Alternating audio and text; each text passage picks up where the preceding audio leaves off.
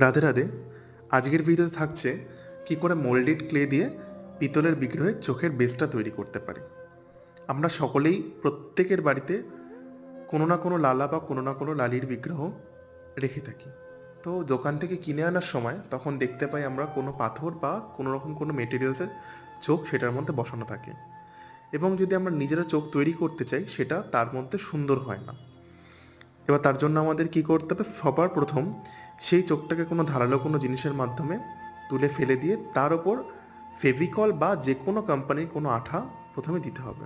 দেন নির্দিষ্ট মাপ মতো মোল্ডেড ক্লে বা বিগ্রহের চোখের মাপ মতো মোল্ডেড ক্লে তার উপর রেখে এরকম টুলসের সাহায্যে ধীরে ধীরে সেই চোখের আকৃতিকে দিতে হবে। এটা থাকলো ভিডিওর ফার্স্ট পার্ট। সেকেন্ড পার্টে নিয়ে আসবো কী করে এই মোল্ডেড ক্লের ওপরে চোখ আঁকা যায় বা চোখ অঙ্কন করা যায়। অবশ্যই আপনারা পুরো ভিডিওটা দেখুন, তাহলে